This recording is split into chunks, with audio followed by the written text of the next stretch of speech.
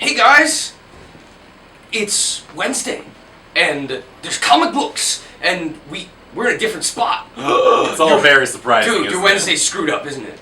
Totally is. No, we will not be right here as you come in, barraging you with comics. Be like, oh, you gotta buy this. I won't even be here at all. Yeah, he won't even be here at all. Slacker. He's got to go to his real job. Yeah, I gotta pay the bills. It's true. But we got a bunch of stuff for you. Will sends his regards this week. He is out of town and doing things, busy. He has a life outside. Yeah, like having books. fun and stuff. Oh, We're just chained up here with these funny books. Right. Speaking of funny, let's get right into it. From the Grandmaster of Funny, as of last year. Right. Howard the Duck, #1. Marvel let Chip Zdarsky of Sex Criminals team up with Joe Quinones of 5 things in the last 10 years, right. but 5 really great things. Did the Green Lantern strip in Wednesday Comics. He did the Black Canary Zatanna graphic novel a year or two ago.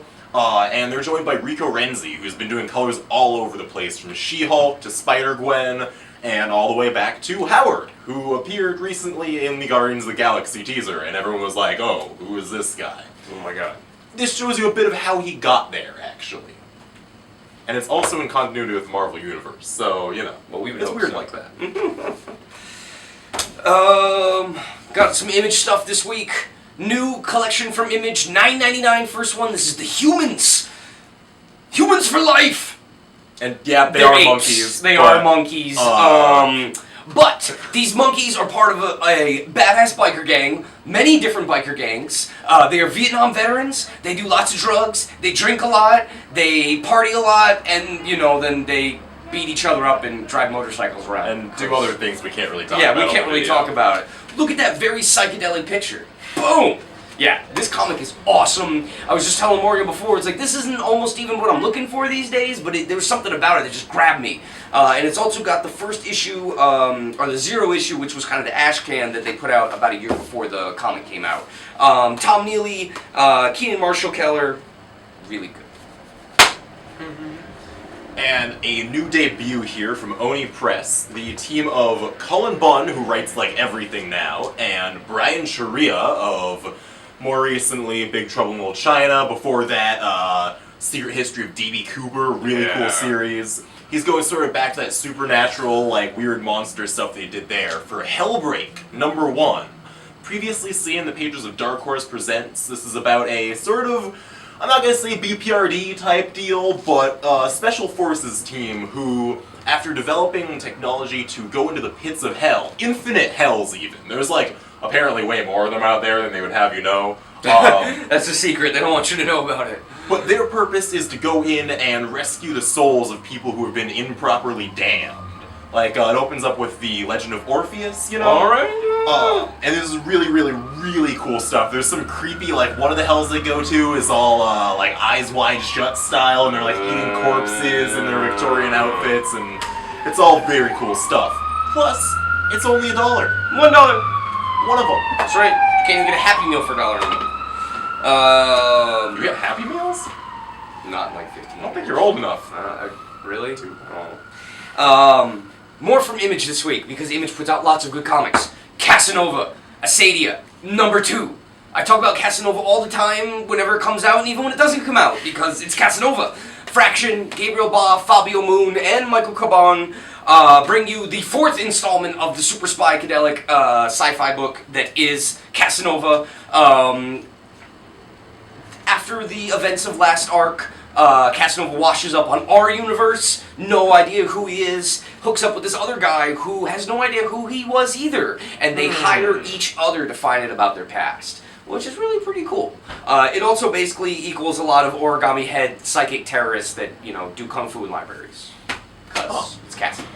Doesn't sound like the worst time. No. And back over on the Marvel side of things, we've got New Avengers #31. This is still leading into Secret Wars. Jonathan Hickman is finally starting to reveal who all these mysterious players are that he's been working with since the beginning of his run on Avengers. This time, revealing the identity of Rabu Malal, the mysterious being leading the Black Swans, who sort of, he kicked off all the incursions that have been destroying alternate worlds and things, and will eventually lead to Secret Wars. And, just gonna say, if you've read any of Jonathan Hickman's Marvel work, the reveal will not come as that huge of a surprise. Extremely, extremely satisfying to be sure, but still in fitting with his body of work. Right on. And from the other side of the world, we have very fancy, very nice, affordable editions of comics that were previously too big for you to afford because they're expensive. Costs a lot of money to import and translate these. We have a Hodorowski Double Shot, Final Incal, Metabaron's Genesis Kastaka. Final Incal is the last of the Incal trilogy. Mobius co-created this with Hodorowski. Unfortunately, obviously Mobius is dead. Died just a couple days ago, anniversary, I think it was about 3 years now, which is crazy. But we have in his place Ladrone. Oh my god, this guy is badass. Seriously, some of the best work this guy has put out ever. Yeah. It's glorious. If you don't know about the Incal, you need to learn yourself. Yeah, go with the first one first. Seriously. Yeah. Then work your way up to this. And if that doesn't sell you, Kanye. That's right, Kanye West. Well, not in this comic, but writes in this comic about how you should read Jodorowsky. And then on this one, they get Katsuya Terada and Jason Aaron to do afterwards. And this follows the ancestors of the greatest warrior to ever exist, the Metabaron. And he's basically Space Batman. He's with like a giant rocket. He has a ship named after himself. He's basically Batman. He's got a dick ship. It's awesome.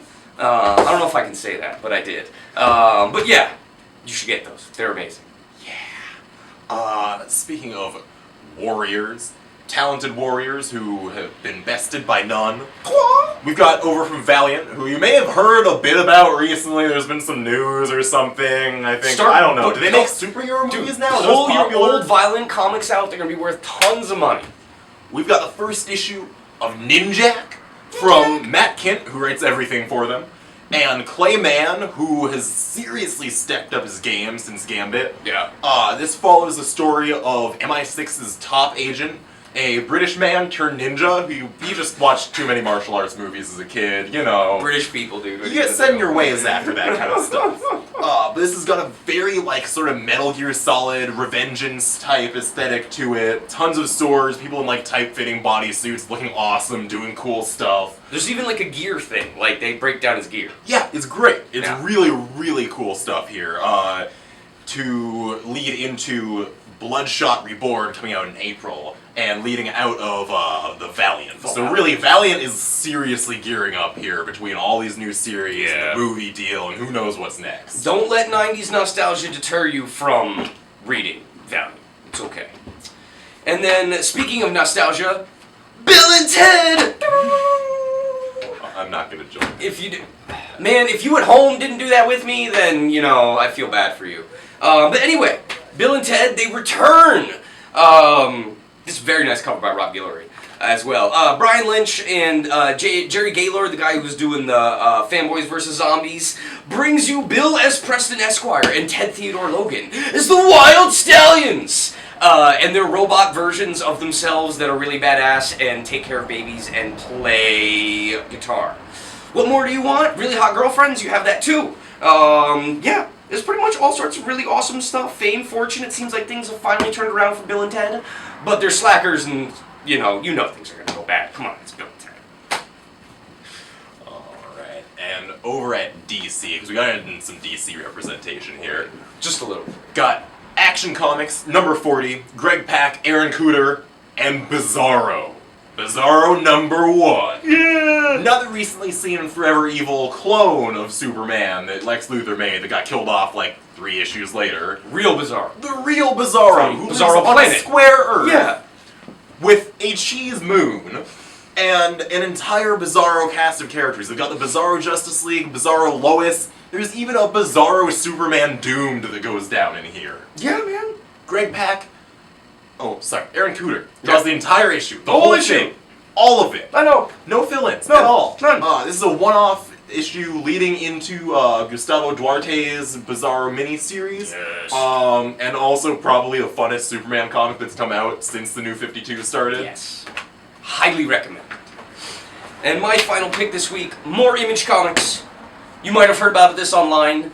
Southern Cross, Ms. Becky Cloonan and Andy Bellinger, studio mates up in Vancouver. Becky Cloonan brings you many things such as Wolves and The Mire, among her other self-published stuff. She's also doing Gotham Academy, Batgirl, or not Batgirl, what else? She did a regular issue of Batman as well. But she's been getting a lot of mainstream work, and it's nice to see her do some more indie stuff. Andy Belanger did Kill Shakespeare, and that really metal comic, what was it? Church? It was Black Church. Yeah. That was awesome. But this is really, really cool sci-fi stuff. It's got a really kind of pulp hope 90s design vibe. It's got some cool like gear. I'm all about the sci-fi gear. But yeah, this is really, really exciting. If you didn't get enough sci-fi last week, there's more sci-fi this week. Yeah, except this is a sci-fi mystery. They're going for the whole... It's very inspired by like old horror stories and like... Right on.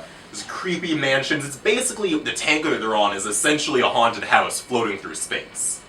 I'm telling you, man, horror's gonna be the next thing. I hope so. Sci-fi. I could use more of that. Yeah. But not quite yet, because there's yet More more sci-fi. sci-fi from Image Comics.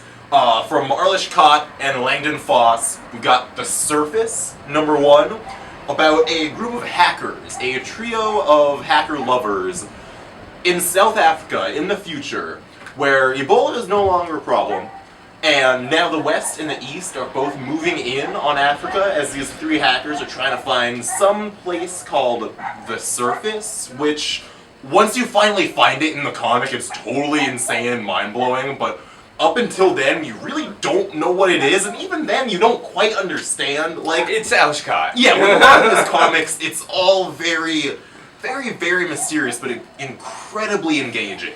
And also, Langdon Foss just draws the hell out of it. If you missed his Get Jiro with Anthony Bourdain graphic novel from Vertigo a few years ago, definitely want to check this out. Absolutely. So that's about all we got for you this week. We've also got tonight the Long Table Discussion Group, where we'll be discussing the first 3 issues of Kelly Sue DeConnick and Valentine De Landro's Bish Planet. Ooh. Which, unless you've been hiding under a rock, has probably hit your Tumblr or Twitter feed at some point in the past 3 months. Yeah, maybe you've even read it. Maybe! If not, so, we have all 3 issues. And if so, you should come talk about it. That's right, because Morgan is going to be there. Or just buy some more. Why are you lying to them? Totally going to be there, so you should come see Morgan. I'm putting it out for the legions of Morgan fans right now to come see Morgan act out at least half of the first issue of Bitch Planet. I have legions of fans? It's true. We'll see you guys later.